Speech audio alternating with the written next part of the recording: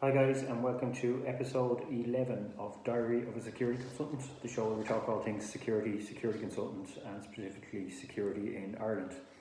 This was supposed to be a slightly different show this week. It was supposed to be a Facebook Live where we were answering some questions, but unfortunately technology was gotten in the way and Facebook Live doesn't seem to be working for me.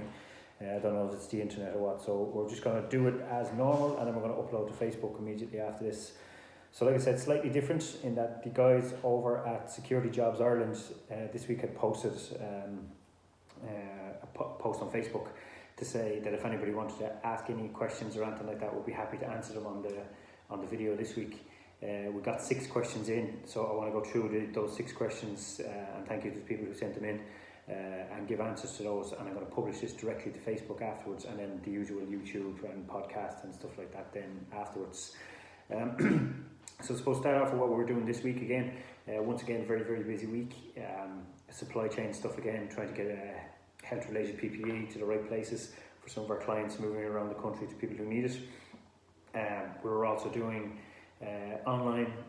delivering online security training through Zoom, webinars live to people, and then doing their assessments live also. Which is a bit of a different, I suppose, slant on things, and a slightly new thing for me as well, I suppose, delivering assessments live. I've delivered training live before over webinars, but delivering assessments had a slightly different dynamic to it. The article of the week this week was around shift patterns and security working hours and things like that. It was in response to a very, very good podcast I listened to last Sunday. It was the first of Scott Taylor's podcasts, Security Speaking, and he was in a very interesting chat with Colonel Dave Grossman, who was obviously the authors of some of the books I've got over there on killing and on combat. Very well known psychology expert, trains a lot in the military and police, and they were speaking about the impact of sleep and lack of sleep on people. And people's work hours and patterns, and then things like caffeine and energy drinks and stuff like that. And it got me kind of thinking about, well, do we actually set people up for failure in the security industry, in that we ask people to work longer shifts than they probably should in high stress positions, put them in difficult circumstances, and then blame them when things go wrong. Now, I'll talk in a different podcast about causal factors, and we talk about proximate and distal risk factors when we're looking into cause and effect and things like that. But in terms of that, well, the research would tell us that they did studies on police officers in the States a couple of years back, which found that officers who changed from 8 to 12-hour shifts, while they found no detrimental issues with their performance or increase in safety incidents, what they did find was that officers were less motivated, dealt with incidents differently, were more fatigued, had less work-life balance, and left the job quicker. They did a very similar survey with nurses in 2015 and found some of the similar things: much higher turnover, much less retention, and much more difficult to keep staff motivated. Some of the quotes that struck me as, nurses were kind of saying, how can you expect somebody to stay on focus and on point for 12 hours straight through? And the Health and Safety Authority then did research in Ireland on it a couple of years back, and they produced guidance for night workers and shift workers, and they suggest that where a worker is regarded as safety critical, or their work is regarded as safety critical, or it's monotonous or stressful, which quite a lot of the security industry is, then 8 or 10 hour shifts should be the maximum, and 12-hour shifts should be avoided where possible. But the reality is that we see it all the time. 12-hour shifts are still quite normal across the security industry. Now, I'm not saying all 12-hour shifts are wrong. There are times where a 12-hour shift it suits people to do 3 or 4 12-hour shifts and have an extra day or two off during the week, and that's absolutely fine. But I'm saying for safety critical roles, particularly in areas like door supervision, where your safety you always have to be on point with focus and stuff like that, close protection, and they're probably the 2 areas that's overlooked the most. Particularly door supervision. I've argued for years that door supervision should be single employment, as in we should be creating a profession whereby it is a person's job, their sole job is door supervision. But the reality is that most companies don't. The hours aren't there and the rate of pay aren't there to make it a full-time wage for people, for the vast majority of people. So what we have is John, who works as a mechanic Monday to Friday or Monday to Saturday, 9 till 6. He goes home, he has his dinner, he's on the door at 9. He works till 3 in the morning and he's back in at 9 the next morning in his mechanic's job, works till 6, and then comes in and works on the door again. And there's legislation all over the place that's supposed to prevent that happening, but it doesn't happen. It doesn't stop it. Like, it happens all the time. There's a kind of if I don't ask, you don't tell, I'll keep paying you and you keep doing the work.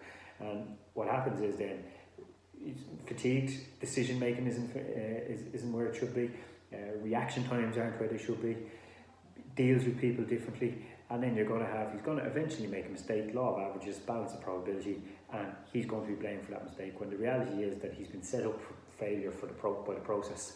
How do we get through that? We end up drinking copious amounts of coffee, or worse still, moving on to things like cans of Monster, Red Bull, energy drinks, stuff like that, which again have been shown to have a detrimental effect on our health, a detrimental effect on decision making, detrimental effect on things like reflexes and stuff like that, sleep patterns, and then throws us all out of the way again, and brings us back to the start. So I highly recommend you go and look at the podcast. I'll copy it below in the notes of this. But aside from that, have a read of the article and see what you think about it. And I suppose for employers, it's about looking at, okay, look, am I setting up my shifts to maximise cost and coverage, or am I setting them up to maximise service that my employees deliver? 12-hour shifts absolutely save you in terms of numbers of people you have recruited and simplicity of the roster, but it does have a detrimental effect in terms of how your people are going to do their job on the ground and how they're going to treat other people. So it's certainly worth considering and looking at over the time. And even things like rest periods, we have this thing in Irish law where you must have an 11-hour turnaround between shifts in a job. So if you're working till 8 o'clock tonight, you cannot be asked to work before 7 a.m. the next morning. Most people treat that as the baseline. That is the minimum and should be treated as the minimum. You can't say, oh yeah, you got your 11 hours. 11 hours is the absolute minimum. Where possible, it should be much, much more, where people are moving around shifts, because again, it has a detrimental effect on well-being and decision making and how they treat people in work. So I'm going to move on to the questions that I got in. I got 6 very diverse set of questions from different things. 7, but the 7th one is a pretty easy one to answer. The fourth question was around the use of force to remove somebody from a licensed premises, particularly in relation to door supervision. Now, I don't know if this person is a door supervisor or had been removed by a door supervisor, but I think the wording of the question was around what gives the door supervisor the right to physically put their hands on somebody and remove somebody from the premises. And I suppose it comes down to 2 things. It comes down to private property rights, and then it comes down to the right to use reasonable force and what they're doing, and then other legislation that can come in around there, such as the Intoxicating Liquor Act or licensing acts that have certain caveats in them that we need to understand. But I suppose the first one is bars are private property. A lot of people think that because the doors are open that they can come and go as they please. A bar is a private property, and the venue owner and the people who manage that venue for them have the right to choose who they have in that property. It's private. They pay rent, they pay rates, they run a business, they have policies and procedures, and they get to decide who comes in and who they serve, provided they're not refusing somebody for discriminatory reasons, but in general they get to decide. If a person asks you to leave private property and you refuse, you are now trespassing. Okay? So if you refuse to leave private property, you've been asked to leave and you refuse, you are now trespassing on that private property. Now, reasonable force and justifiable use of force in Ireland is covered by sections 18, 19 and 20 of the Non-Fatal Offence Against the Person Act 1997. Section 18 outlines 4 types or occasions where you might use force, and the fourth one of those is you can use reasonable force to protect the premises of another person from theft, from appropriation, damage or trespass, given that person's authority. So the venue owner gives the door supervisor their authority to protect the premises from trespass. The trespasser refuses to leave, so the door supervisor is entitled to use reasonable force to remove them. Now, that doesn't always mean putting your hands on them. Reasonable force is a whole different thing, but if the door supervisor deems that force is required to remove that person, as in they've been aggressive, hostile, non-compliant, not necessarily non-compliant, I probably could have worded that better, but aggressive or hostile, or they're risks themselves, other people, or the door supervisor, then they can use reasonable force, but only in those circumstances. Where a person is willingly walking or leaving or just being slow leaving, then that's a different kettle of fish, because that's not a justifiable use of force. And we'll talk about that with necessity and stuff like that. I might actually do a separate one altogether on reasonable force, because you get quite a lot of questions in about that and I answer it during the week. So basically that's what it is. There are other sections in there in the Intoxicating Liquor Act and in some of the licensing laws, especially the licensing law, where it requires a person to a publican to run an orderly house and allows them to take measures to ensure that the house remains orderly, and the Licensing Act that talks about drunken people and disorderly conduct and the rights to remove people who are engaging in disorderly conduct. But again, that's a different one. So I hope that answers the question for that person. The second one was around the newer issue of the coronavirus and this new emergency legislation that the state has brought in. And the question was, can security detain somebody not obeying the self-isolation rules? And that was all the question was, so I'm not entirely sure the background of that or where it was or whatever the case may be. So basically, the Irish government has brought in new legislation allowing the Gardaí, the police force in Ireland, to detain a person who is refusing to obey the self-isolation rules. Now that is statutory legislation that they have brought in. So in Ireland, detention or arrest is covered by a piece of legislation called the Criminal Law Act 1997, specifically Section 4 and its subsections of that law, and that says that any person may arrest any person may arrest a person who they witness committing an arrestable offence or have reasonable grounds to suspect they're committing an arrestable offence. And that term of arrestable offence is very important. So the term arrestable offence in Ireland is any offence for which the maximum term as written in the law is 5 years or more in prison. So they said that any offence for as it's written in the law that the term in prison is 5 years or more, a person can arrest. Below that is either summary or indictable offences, and there are certain pieces of statutes that are written then that allow the Gardaí to make arrests for stuff that falls outside of that category, and that's an example of that. So refusing to self-isolate is not an arrestable offence. In terms of the Criminal Law Act 1997. So a private citizen cannot go and do it, and that includes security officers. Who can do it though is the guards, because the legislation has given the guards specific statutory power to arrest and detain a person under that section of that particular act. So that's what makes them different than us. It's very important to understand for security officers what they can and can't make arrests on. So a security officer can make an arrest for arrestable offences, things like theft, fraud, robbery, burglary, assaults causing harm, assault causing serious harm, criminal damage, stuff like that. Only in various particular circumstances. Again, I'll do a completely separate one on arrest if you want. But to answer the question, no, you cannot arrest or detain somebody who's refusing to self-isolate. You could, of course, call the guards, and they do have the power under statutory law to arrest or detain, but that is not an arrestable offence by a private person in Ireland, if that answers the question. Number 3 was sent in by Keith, a very experienced security manager in the industry, and he asked a question about how to unlawfully deal with gangs of 12-year-olds who come in to commit theft with or without the parents, where the minor leaves to store with the goods on their own. So under Irish legislation, those children, because of by virtue of their age, will not be charged with that crime. Doesn't mean they can't be arrested, but will not be charged with the crime. So if you choose to, you can still go down the route of arresting that minor, provided you have all the risk controls and the safety measures in place, such as witnesses, etc., etc. The reality is that they won't be charged.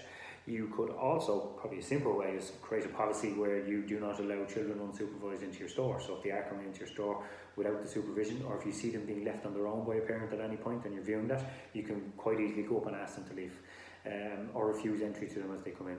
Bear in mind that this only has to happen once. I'm not talking about arresting kids on an ongoing basis.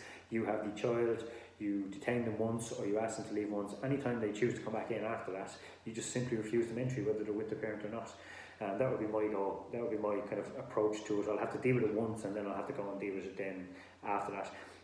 Mark Dunn sent in a comment underneath that, referencing a potential piece of legislation in Ireland called Fagins law, which was suggested by Fianna Fáil deputy Anne Rabbitte a number of years back, which was to make it an offence to incite a child to commit a crime.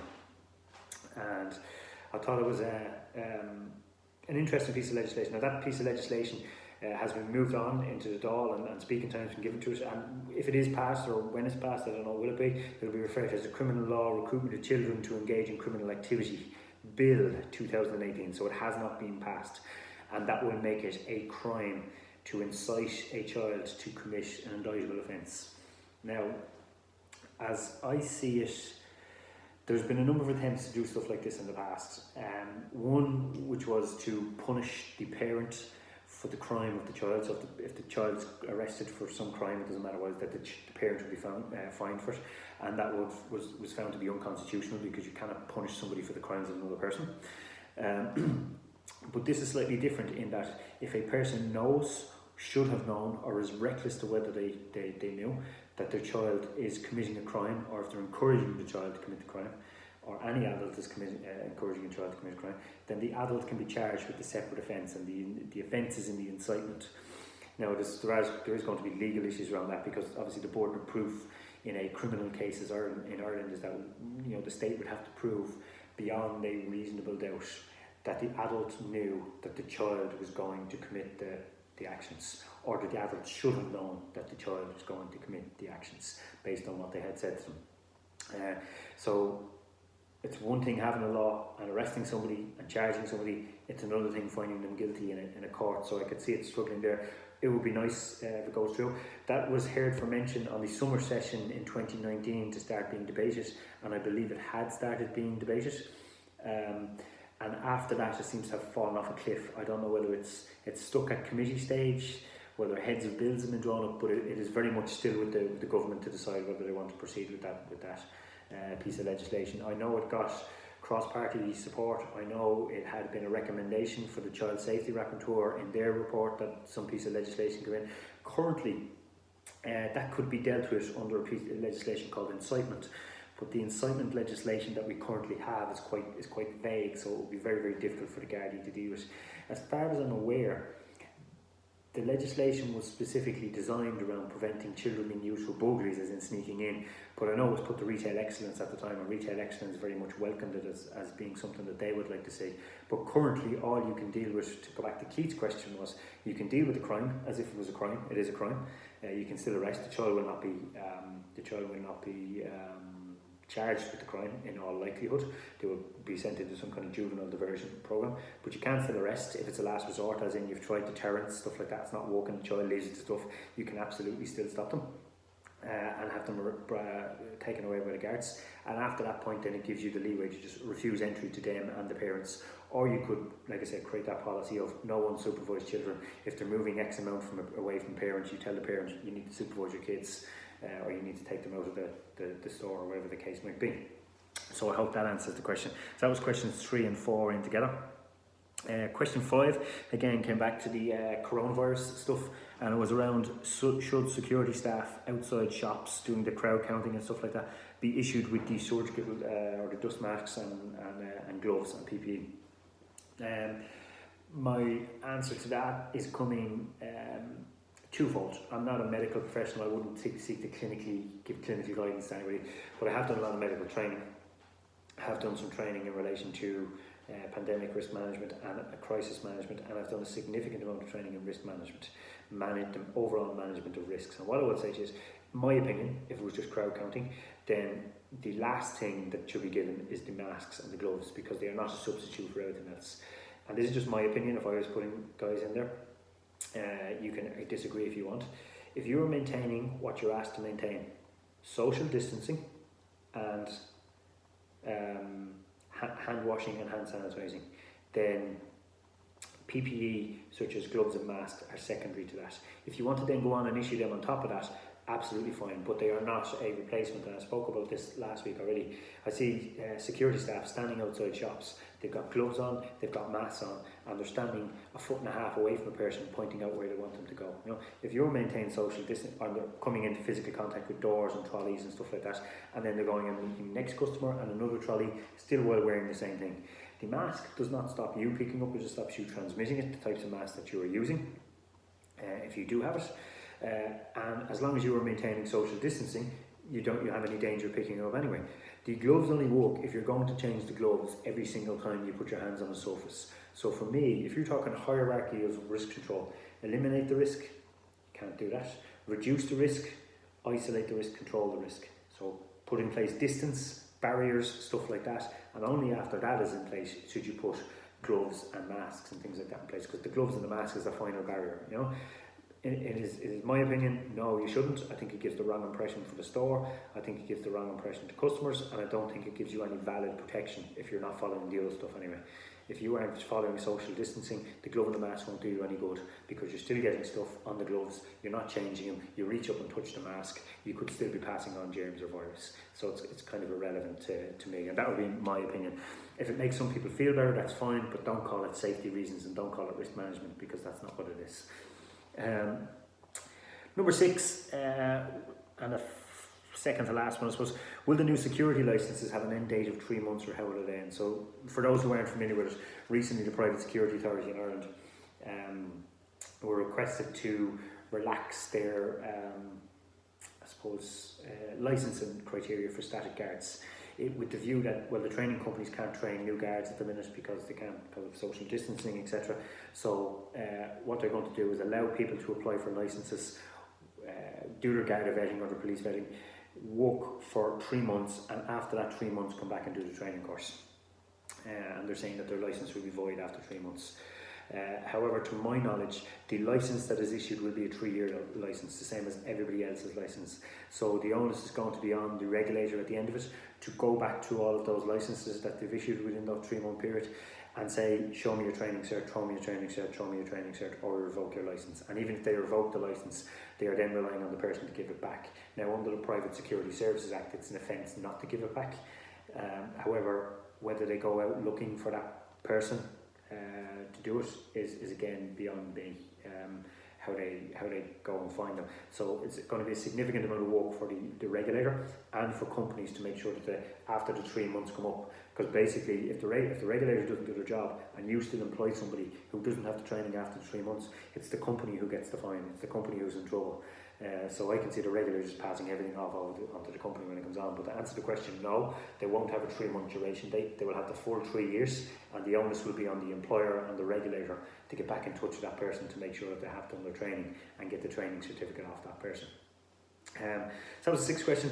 7th was pretty straightforward. A person came in and asked me, does a security guard going onto a construction site still need a SafePass because the construction sites are now closed and the construction industry is now kind of closed down for the foreseeable period of time? And obviously the SafePass industry is also closed down, so they cannot now get a SafePass. So what we've seen is a large explosion of security construction sites looking for security on them, and the security staff who would normally have been provided, who have static guarding licenses and could do it, don't have a SafePass to go on it. So the question was asked, do they need it? I've checked it out, and yes, you do need it, even if there's no active construction.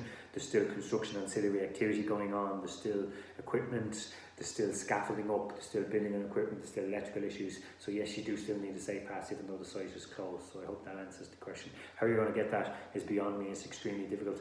I know that Solis have come out and said that anybody who's out since March the 1st have been given an exemption until July, and they can continue to work SafePass, including security. So hopefully that helps out some people. So that's the end of the question. So hopefully those answers, I'm going to post that on the Facebook page now, on the YouTube page, and it'll go on the podcast then as well if you're listening to the podcast. I suppose for the rest of this week, we still have, I just have the screen open here in front of me. I still got 33 queries and questions that can through the page about other stuff to get through.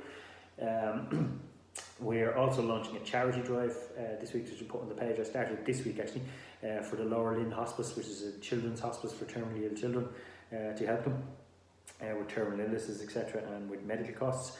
So I'm doing, the thing is to do 3,000 push-ups in the month of April to raise money for them. So I'm going to raise the share the donate button on the page in the next couple of minutes. I'm hoping to exceed that. I'm hoping to do 3,000 in probably about 10 or 12 days, and probably hit maybe 7,500 push-ups for the month. But anything that you can give, even if it's just a cup of coffee, it doesn't go to me, it goes straight to Lower Lynn. We've done a good bit of work this year already on charities. In February I ran 100 miles to raise money for the Matter Foundation. At the start of this coronavirus thing, we did a book sale where we sold all of the nightclub security manuals for £9 and gave 60% of the royalties to a loan. So I think that was €120 was donated to a loan, the elderly charity. And then this one's for a children's hospice. So I'm hoping this year to raise somewhere around between €1,500 and €2,000 for charity. We always like to do something around that for charity. And then we've got a busy weekend coming up as well. So next week I'm going to be back with another article on Monday, another show on Friday, and hopefully we'll have some news for you around things that might be changing in the security industry in the next couple of weeks. So until next week, thanks very much for tuning in. This has been episode 11. Cheers for your time, and I hope that answers your questions.